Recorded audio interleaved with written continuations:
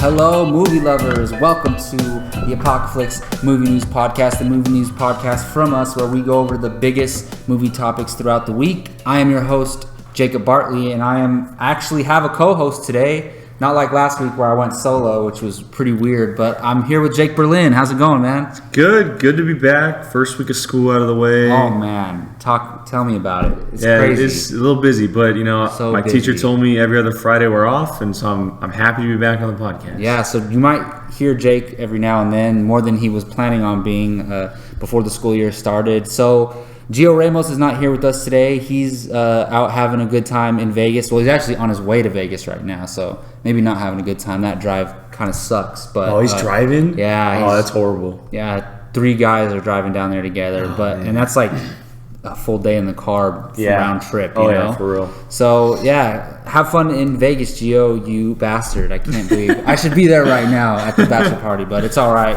Got stuff to do.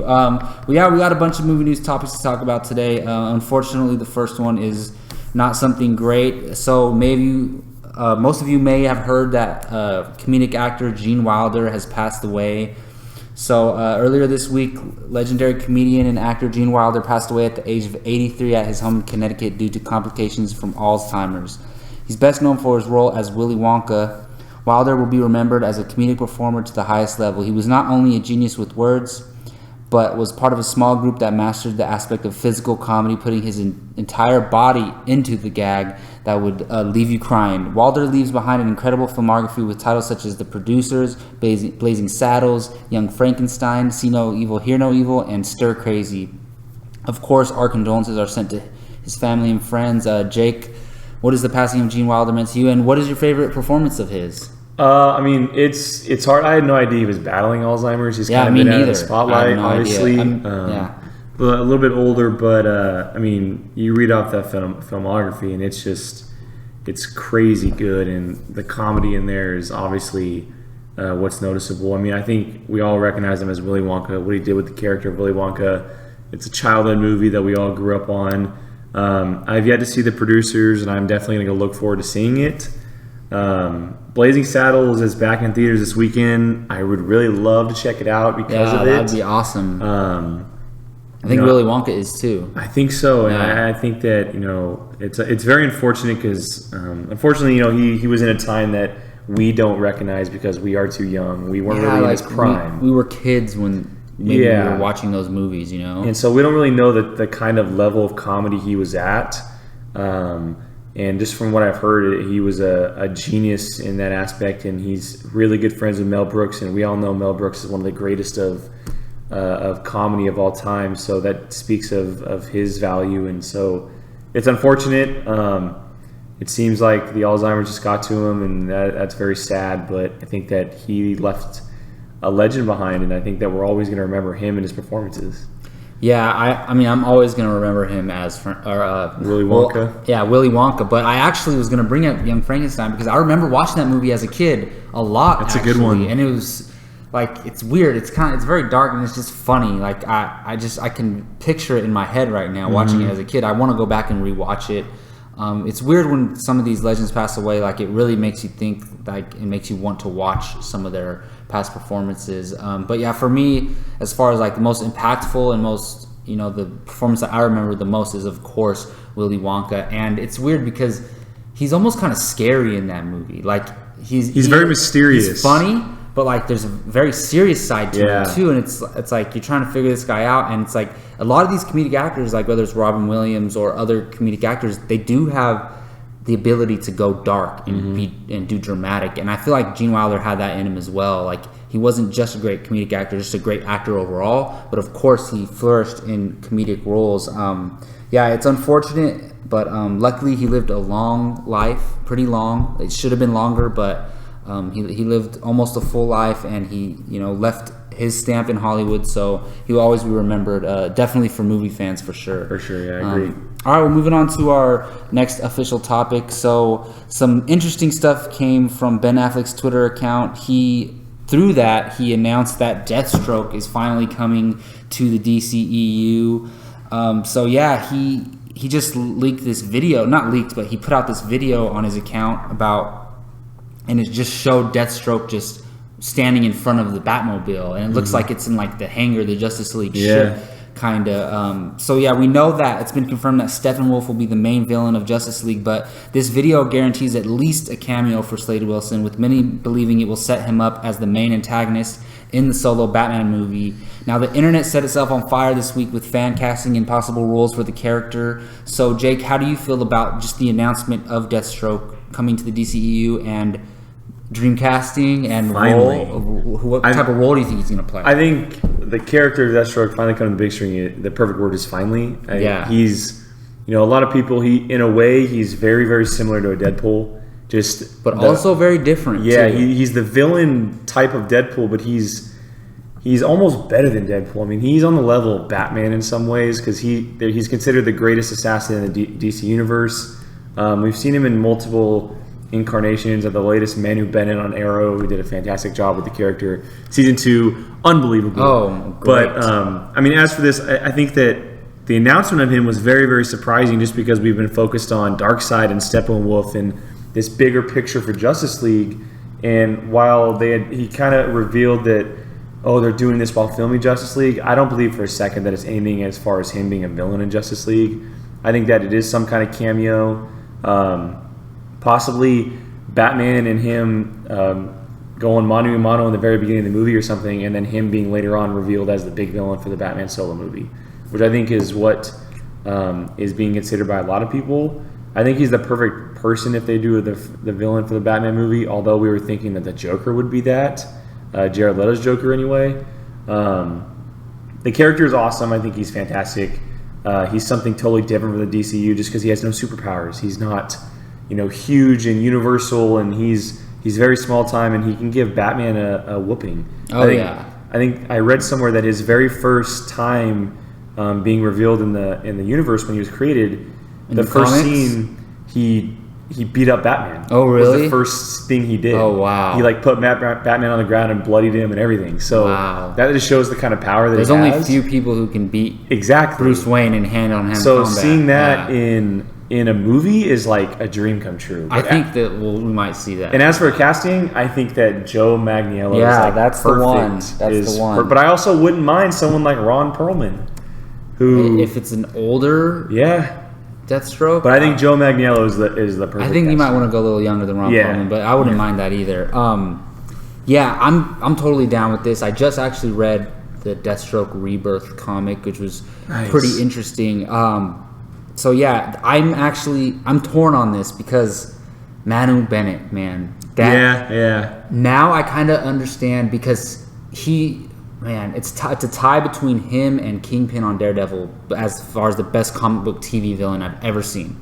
And I'd probably give it to Manu Bennett because he did such a fantastic job in seasons 1 and 2. Yeah, the flashbacks. Because he was Arrow's friend at first. He was the way they set it up in that TV universe. So I'm really, really attached to that character and Manu Bennett's portrayal of that character. But I try to separate my feelings and just what's best for this DC universe, this DC cinematic universe, and I would love to see a more grounded villain like Deathstroke appear, especially in a Batman movie or maybe even Suicide Squad 2. I could totally see that. Well, he's had moments where he's been on Suicide Squad, but he's a character. He was rumored to be in the movie too. Yeah, and his character always has his own agenda, so he always turns his back on Suicide Squad at some point. He wouldn't work well with them, he would have his own, objectives and everything. So I love the idea of him being in this movie. So the way the photo looks, a lot of people are speculating that he's in I forget the name of the ship, but the Justice League's the ship that they travel in, their jet or whatever. Mm-hmm. And the Batmobile's in the hangar below, and that's where it looks like he's standing. So either he's sabotaging the ship or the Batmobile, or maybe that's not even from the movie. Maybe it's a post-credit scene. Maybe or something. That's just they were just on set, and they're like, go stand over here. Let's take this little video real quick, and just for fun, So that could not even be from the movie. But I heard some speculation, and I kind of think this might be true. I think Batman might recruit him to help with this mission in Justice League. Interesting. I think that's a more possibility because so the Justice League is taking on this big, huge, fantastical, cosmic thing, right? Mm-hmm. what is he gonna do? Like, the Flash could take out Deathstroke in like 2 seconds. Like, Wonder Woman could take out Deathstroke in 2 Cyborg could take out Deathstroke in 2 seconds. Like, it's true. It's just, he's not going to pose a threat to the Justice League unless it's some minor thing. So I think Batman's going to be like, look, I know we've had our disagreements in the past, but the world, the whole entire universe is at stake right here. And I need you to come along and just help me whoop some ass. And he is a mercenary. So that's what I'm saying. So he's in for his own good. Whatever. Whether it's like, maybe Deathstroke's locked up. Like, hey, I'll let you out if you do this. Or I got some money for you. Whatever. He's a gun for hire or a sword for hire. So I could totally see that being That'd be very interesting, especially with no Superman on their side. Exactly. So they might need all the help they can get. And I know Deathstroke doesn't have superpowers, but he can whoop some ass in that suit with some swords. He can fight some aliens. Why not, you know? And who knows? This iteration of Deathstroke might have like some superhuman abilities, like they gave him an arrow. I mean, I don't want that to be the case. No, I'd be pretty disappointed if that was the case. But who knows? So I love this. And Joe Manganiello, however you pronounce Well, have you seen the fan image that came across? Yeah, I've seen a few. There's a bunch of them out, like fan art. There's a pretty cool one that Boss Logic did. Dude, he would be great. Yeah. And he deserves a high profile role like this. I think so. I think he deserves more credit than he gets as an actor, and like he deserves like a big role. I think there's 2 roles that he's going to end up in a DC movie no matter what. I think it's either Deathstroke or Shazam. Yeah, because he's another big guy who can go toe to toe with Black Adam. So you can tell we're both excited for the idea of Deathstroke in the DCEU. Can't wait. So, moving on to a totally different type of topic. So when it comes to live action adaptations, Disney has become the standard as of late with films such as Cinderella, The Jungle Book, and the recent Pete's Dragon. While those were all good to great, what comes next is by far the most anticipated. The live action adaptation of Beauty and the Beast will be released early next year, and so far we've only gotten a short, tight-lipped teaser to go with it until now. Thanks to a friendly handle on Twitter, we now have our first official look at the popular characters Lumiere and Cogsworth, voiced by Ewan McGregor and Sir Ian McKellen. For those of you who don't know, it's the clock in the candle. Candelabra. Yeah, there you go. The adaptation is directed by Bill Condon and stars Emma Watson as Belle, Dan Stevens as Beast, and will hit theaters on March 17, 2017. I can't wait. So I'll go ahead and go first. If you've listened to our past podcast, Beauty and the Beast is one of my favorite movies of all time, period. And it is definitely my favorite Disney fairy tale movie. I mean, Toy Story is Disney Pixar, but it's different. But as far as classic Disney films, it's Beauty and the Beast. And I've been trying to get any bits of information I can from this, and I saw this online like last week or something, and I don't know. I'm excited for this movie, but I don't know if I love the look of these characters. Like, they're very, very realistic, like scary realistic. And like it's weird. Like you could see like face, like what only Cogsworth. I can't find anything on Lumiere. Yeah, it's little. It's very It's so. I don't think these are the final looks of the. I think this might be before they come to life. Possibly, yeah. This might be before they come to life. I haven't seen the movie in a long time, but they pop in and out of real, like talking and normal clocks, right? Well, so. They're people at first, and then they get cursed. Okay. They get cursed.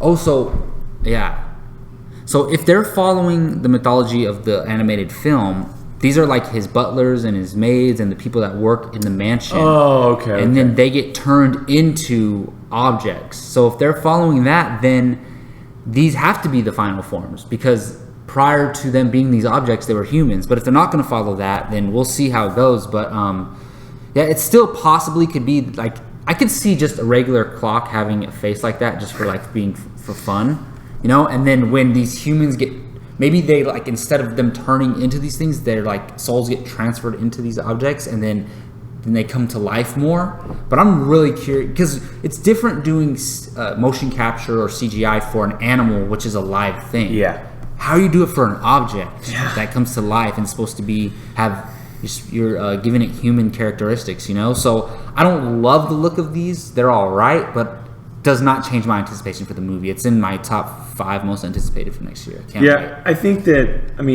I love the look of them. Well, the issue is, I like the old school, the classic look of them. Like if you're to take just the candelabra and just the clock, I think that they look very real and something that would fit this time period and the kind of house that they're in and all that kind of stuff. But as far as fitting the fact that they're going to be talking and communicating and stuff, I think that it leaves a sense of curiosity to see how it's going to work. And I think that we'll see it in the next trailer. Maybe the release of this image or whatever is hinting at a trailer. I think that it'll probably more than likely be attached to a Rogue One or something. Maybe even released during like Thanksgiving, because that's kind of a 6-month time period for this movie. But it's very interesting. Like you can kind of see Cogsworth's face. He got a little mouth and 2 eyes, but as for Lumiere, you can't really see anything on him. And but I mean, taking that away, I think that Ewan McGregor as the candelabra and Ian McKellen as the clock is like. I can't wait to hear their interactions. And we heard them a little bit in that teaser trailer.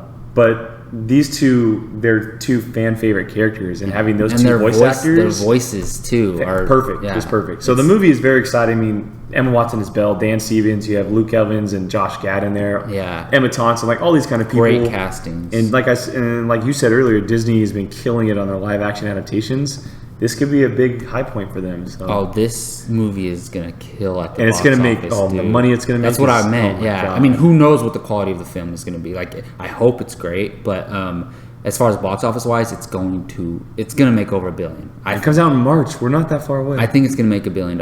I think so too. I mean, Disney. I don't think their live action adaptations none of them have made that much. They've done very well. I think Cinderella, Jungle Book. They did like 6 or so. They did a bunch. Jungle Book made a lot of money. It made a buttload of money. I think Jungle Book's like in the 800 million. No, I mean this is a known property. I mean, and it's going to be very friendly to kids. Exactly. So. And unlike the Jungle Book, where it was kind of on the outskirts of it. So even though it's a kids movie, like I was thinking about this, like Beauty and the Beast is really dark too. Like there's so many so much action you could do with this, like especially with Gaston fighting the Beast, and like in the animated film, spoilers if you haven't seen it, but Gaston dies. Like he falls off of the top of the house. Like, are they gonna do that in this movie? That'd be interesting. Like that's dark for kids. Like I feel like Disney has. They were a lot edgier back then, and now they're not as much. So I'm curious if they're going to do something as dark as that in this live-action adaptation. But we will find out for sure. All right, moving on to our next topic, and it has to do with Mel Gibson and the possible Passion of the Christ sequel. So we're waiting to see how his return to filmmaking will turn out with Hacksaw Ridge, which looks very exciting. We may know Mel Gibson's next project. In June, Gibson's screenwriter partner Randall Wallace revealed that he is working on a sequel to The Passion of the Christ titled The Resurrection. Well, now we have word straight from the source. While speaking with Greg Laurie of CP Entertainment, Gibson indeed revealed that he is considering it, saying, quote, "We're talking about that. Of course, that is a huge undertaking. It's not The Passion 2, it's called The Resurrection." So, Jake, you hear this news, this kind of solidifies that they're at least working on it or thinking about it. What do you think about this? Well, getting it out of the way now, I've never seen The Passion of the Christ. I think that I'm definitely going to check it out because I just recently saw Mel Gibson in Bloodfather. I'm very much looking forward to Hacksaw Ridge, and I'm kind of on this Mel Gibson binge. I really want to check it out. But I think that it's been long enough to where you can do a sequel, and I think they have a right idea for the sequel. It's not going to be a Passion 2. It's going to be something completely different. And from what I've heard, The Passion of the Christ is extremely, extremely violent and takes a totally different turn on that kind of religious story, but it still very much stays true to the religion side of it. I heard that he did a really, really good job with it. I think that returning for a sequel is a good idea because there is a second half of that story. Yeah. And it was never touched on. So I think that, and in fact that his writing partner as well from, Braveheart and Passion, all that kind of stuff is back. Why not? I mean, it makes sense. I think that he's coming back to something that he knows and he's done before, and it kind of makes sense. I mean, who knows? We know that Mel Gibson has had trouble and as far as off camera goes in the past so many years, but Hacksaw Ridge can be something where he just shoots off into the limelight again and becomes this director of certain status, and The Resurrection can become this big giant movie again because The Passion, it's the highest R-rated, or not the highest, the R-rated film that's made the most money at the box office. It made like $800 million like that. Yeah, it's made a lot. And so people obviously are attracted to that. I think that if he were to do it, it's a solid choice by him because it's something that he knows, something he's very interested in, and then obviously sounds like he's been wanting to do it for a while. So yeah, so I as a kid, because that came out when I was a kid. I think it was like 2004 or something like that, a long time ago. So I remember watching bits and pieces of it, but I've never sat down and watched The Passion of the Christ from the beginning till the end and like been able to judge it as a film. But I've heard it's great, and I do. Especially if this gets announced and confirmed, I'm definitely going to go back and watch The Passion of the Christ. I'm not a religious person myself, so I don't have a high interest in watching that on its own, but the resurrection story sounds very intriguing, what they can do with that on screen. So if this gets announced, I'm definitely going to go back and watch Passion of the Christ. I might still even do it anyways. But one question, have you seen Apocalypto? I have not. So if you're on a Mel Gibson, I mean, he's not in the movie. That would be the first, but he directed it. But that first one I watched. Talk about violence and gore and just, it's great. And it's just so much shock value, but not like just for no reason. Like it tells a story. We'll have to do it for our new classic reviews. Yeah, I mean, I'll check it out. I'll consider that a classic. It's freaking great. But anyways, so, and look, I know I separate whether they're athletes or celebrities or actors, actresses, directors. I separate, unless they like murder or rape somebody. Like the two worlds. I separate the creativity of their work from their personal life. Like we all know what he did. Who cares? Like, it's just, don't take that with you when you go watch one of his movies or see him performing. Like, so that's not an issue for me. I'm really interested in how they would go about telling the resurrection story. Like, that's very intriguing. So yeah, if it does come to fruition, I'll really be looking forward to that, even though it's not my cup of tea per se. All right, we're moving on to a little story involving comic book movies again. So Ryan Reynolds apparently paid the Deadpool writers, since 20th Century Fox did not. So we're almost 3/4 of the way through the year, and Deadpool is still one of the biggest hits of the year. A lot of people reference it as one of the best or their favorite movies of the year. And for years, director Tim Miller and Ryan Reynolds worked to get the project greenlit from Fox Studios. And although the studio still took the risk by giving the project a chance, they realized this past February just how much fans wanted this character. But unlike the usual superhero movie, Fox cut the budget for Deadpool, and apparently that included not having the writers on set during production. But luckily for them and the movie, Wade Wilson himself wanted them there. While speaking on AMC's Geeking Out, the screenwriters revealed that Ryan Reynolds paid them out of his own pocket to keep the core creative team together, making sure the project was in the best hands possible. So yeah, I love hearing this. Oh, it's amazing. I love it because we already knew Ryan Reynolds was so passionate about this character. Ever since he played him in X-Men Origins Wolverine, he's been wanting to do something more with him and do it right. So we knew that. But this just takes it to a whole nother level. Like, a lot of like celebrities or actors or even wealthy people are reluctant to spend their own money on some of these projects because it's an investment. If you lose out on it, if it fails, you're going to lose out on that money. But Ryan Reynolds cared so much to take his own money, who knows how much it was, and to keep these writers on set. Like, that's very important, because when you're working through a scene and you're like, wait, maybe that line doesn't work that well, you want the writers there to give their input and how they're going to restructure some of the lines. And who knows what them being there, how much it benefited the movie. It could have changed a lot of things that happened in the movie. We probably wouldn't have gotten the same movie if they weren't there on the set. So overall, I love this. It just solidifies how passionate Ryan Reynolds is and just makes me respect him even more. And also, I'm glad for the movie's sake that it happened, because we wouldn't have gotten the same film. Yeah, going back to what you were saying about having the writers on set, maybe during a line or a scene, it especially is helpful for this movie because for 11 years, those two writers, Tim Miller and Ryan Reynolds, were working on this movie. Yeah. So they know it just as good as Ryan Reynolds and Tim Miller, and the four of them working together on set during this movie. It clearly shows how good they know the character and the world. I mean, it paid off hugely, obviously, and kudos to Ryan Reynolds. I mean, we know that he didn't get paid a ton for this movie in the role.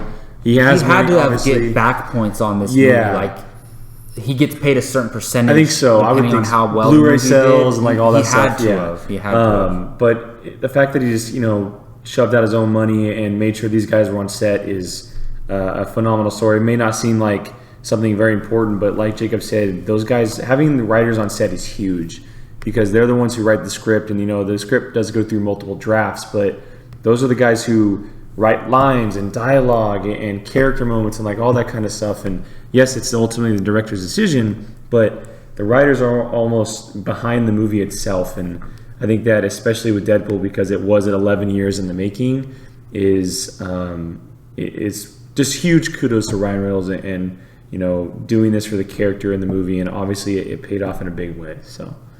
Yeah, I love it, and I can't wait for Deadpool 2 to come out.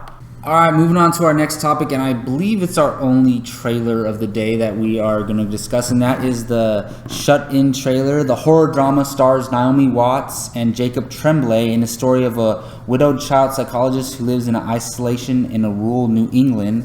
And so when an orphan boy she adopts runs into the night and is presumed dead, Mary believes he has come back to haunt her. But is he really a ghost? ? Shut In opens on November 11th of this year. Jake, how'd you feel about this trailer? It's interesting. I think that we see a lot of horror movie trailers these days, and 2016 has kind of been an anomaly as far as horror goes. I mean, there's been fantastic horror movies left and right, and I didn't love it, but I didn't hate it. It was kind of like an in-between stage. There were moments I liked, there were moments I kind of was interested in, moments I was like didn't really care for. But I really like Naomi Watts. I think that she's one of the best working actresses today. I don't think she gets nearly enough work as she should. Jacob Tremblay is kind of just this charismatic, lovable kid that just everybody sees as the future darling of the world. And you still haven't seen Room, huh? Still have not seen Room, wow. So I'll make sure to check that out at some point. But as for the trailer, it piques my interest. I'll kind of describe it as that way, and I think that maybe a second trailer will hook me a little bit better. I hope anyway.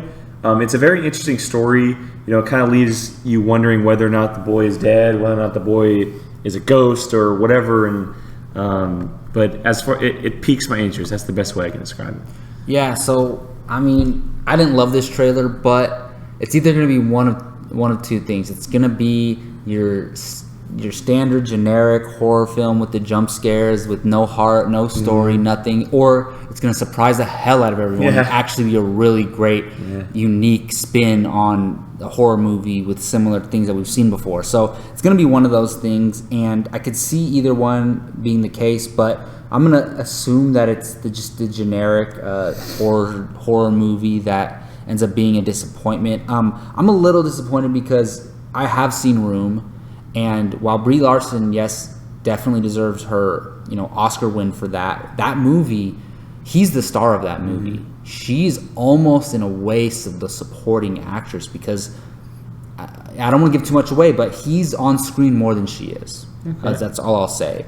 And the movie lives on his performance. And for a child to, evoke that emotion in that film, anyways, my point being is that he gave a great performance as a young child, and I was expecting, he got a lot of buzz after that movie. Everybody loves him. He's the darling, like you said. I was expecting his next big profile role to be something performance-based. I don't think this is going to be performance-based. Seems like he's going to show up in the beginning of the story, and then while she's being haunted by him, you're not going to see him at all because it's just going to be her turning corners and jump scares and stuff like that. That's what it looks like to me. Yeah. Who knows? It might be more than that. Just from the trailer, that's what it looks like. So as far as me wanting more from Jacob Tremblay as an actor, I was disappointed, but who knows? This movie could surprise everyone. Well, I know that this movie may have been filmed a while ago because I think he's in a Colin Trevorrow movie coming up.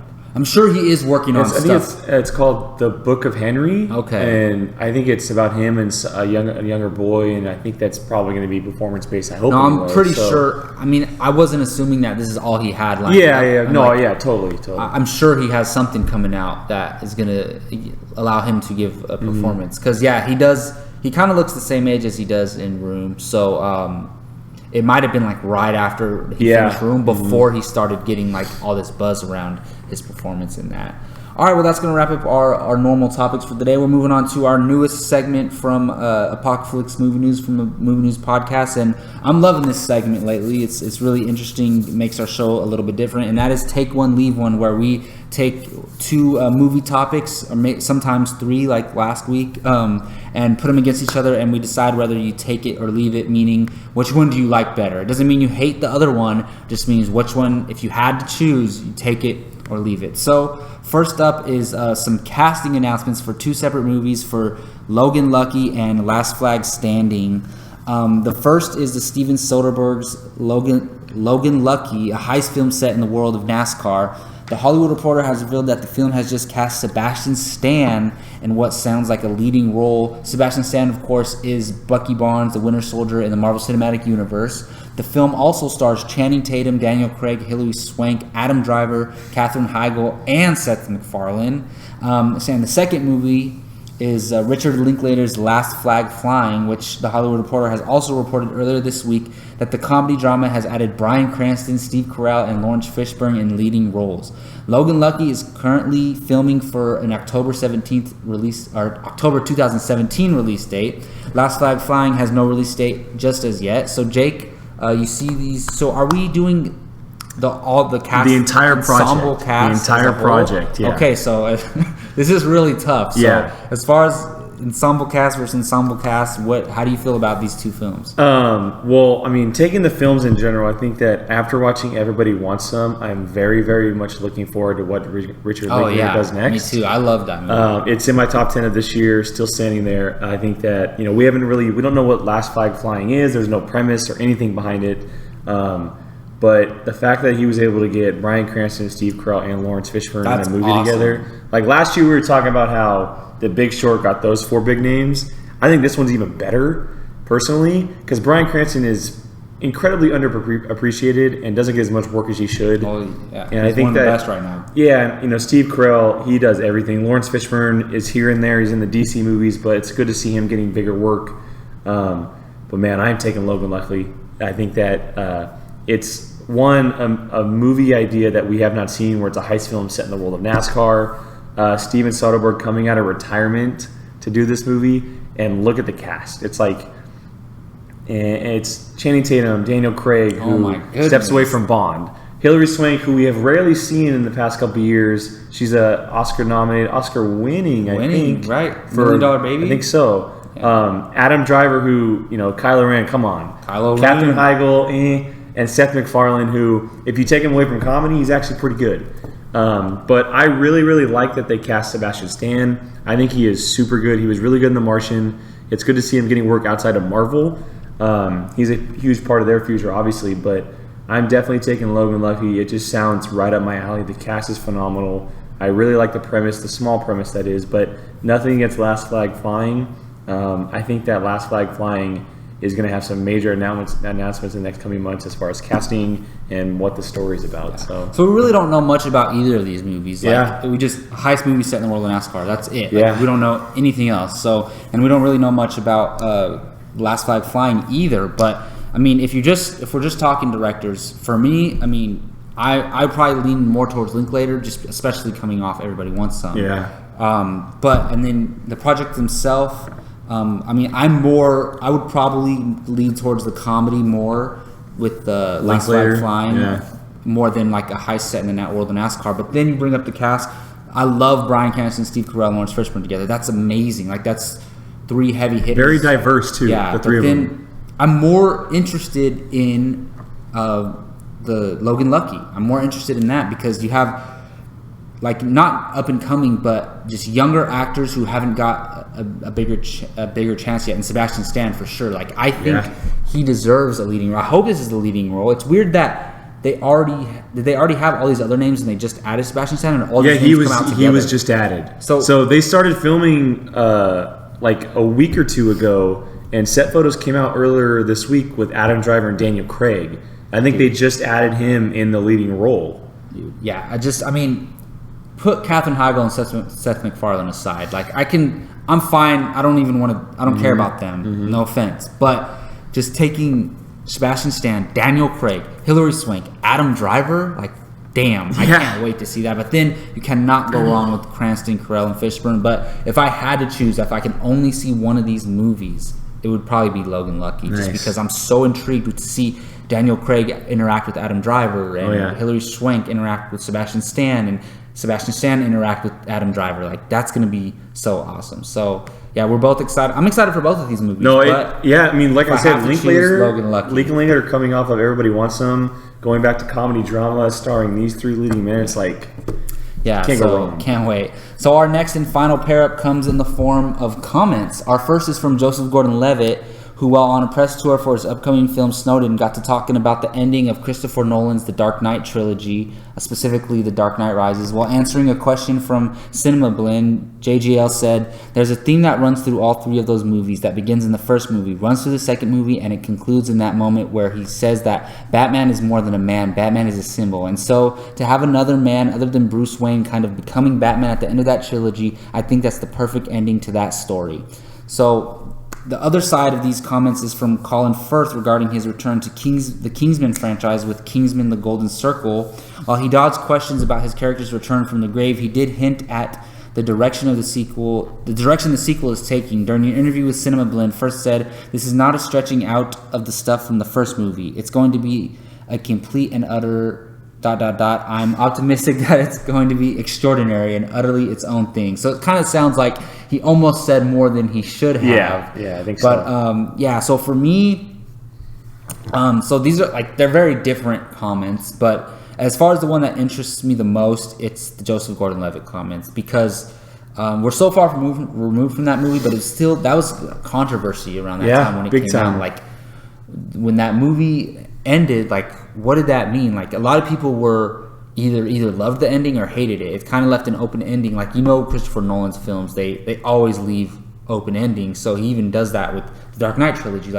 Was the ending what Alfred wanted? Was Alfred imagining his perfect ending, or did he really see Bruce Wayne in that cafe, living happily? Not only that, but can you see a world where Bruce Wayne isn't Batman that he's living in? Yeah. It's either Bruce Wayne's alive and Batman is not. It makes sense that no one, the public, didn't know that Bruce Wayne was Batman. So as long as Batman's still there, like you said, he's a symbol. Exactly. So he represents what he's fighting for. And I was always interested because, and there was always that big thing, was Joseph Gordon-Levitt Robin or not? He wasn't Dick Grayson from the comic books, and that wasn't his real name. The lady at the end of the movie calls him Robin as if it's his actual birth name. I think it was his either his middle name or his birth last name. I think it was his real name. I think his name was John Blake. Well, because he was adopted, so maybe that Robin was his birth name, So that was just an Easter egg towards the fans.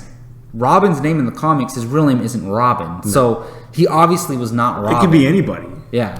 So that was just a little Easter egg. But anyways, so I actually agree with Joseph Gordon-Levitt in a way. That part of the ending made sense. That I had problems with that movie, but that part I understood and made sense. So I'm taking Joseph Gordon-Levitt's comments and leaving Colin Firth because it doesn't really tell us much, honestly. I believe he's coming back. They put out a poster that said, "Rumors of my death have been highly exaggerated." Yeah. So he's coming back.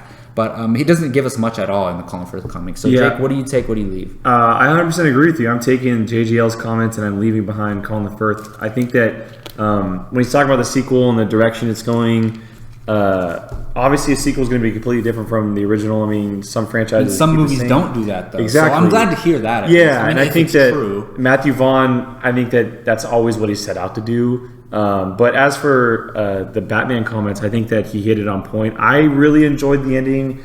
Just as you, I kind of had problems as well. But I think that the ending was something that we totally were not expecting, and in a way that Nolan set out to do. And I think that's the ending that he always wanted to kind of create.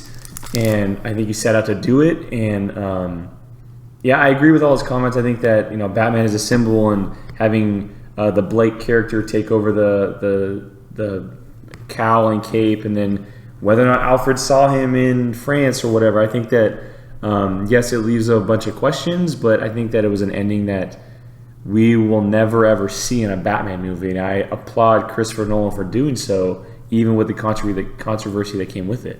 Yeah, it's interesting because a lot of we still don't know, and I'm glad we don't know. I mean, it's fun because I usually don't like open endings because I want to know a definitive ending, but like you said, we're never going to see that in a Batman movie again, so at least we have one Batman movie where it's and it's fun, it's kind of a mind F, the entire trilogy of Nolan, it wasn't classic Batman. Everything was set in the real, and nothing was mystical or magical. Yeah, it wasn't set in the world of Justice League, or Superman didn't exist. And it was the entire trilogy was unconventional from the beginning. I think that it follows a pattern, and I think that, yes, classic fans and hardcore fans aren't going to like it because, they don't have an answer. But I think that as for a film, it's a great ending, and it leaves a mark on the franchise. So Yeah, for sure. All right, well, obviously Gio's not here, so we do not have a Showdown Sunday topic. So that's going to wrap up Apocaflix movie news. I want to thank Jake for joining me again. Let them know where they can find you online, man. Twitter, Instagram, at QuigonJake, apocaflixmovies.com every day. I think we're going to be bringing back the Padawan podcast next week. Yeah, so make sure you check that out. Yeah, I missed the Padawan podcast. Yeah, we got Star Wars. Rogue One's right around the corner, so why not bring it back and get back into the Star Wars world? So make sure you check that out next week. Yeah, maybe with some comic reviews too. Yeah, Han Solo, maybe a little Poe Dameron, stuff like that. So. All right, and you can find me, Jacob Bartley, on Twitter at JacobBartley_ on this YouTube channel. Obviously, please subscribe and hit that like button, and please shoot us some comments. Let us know what you thought about all of the topics that we talked about today, or maybe just one or two, something that piqued your interest. We love hearing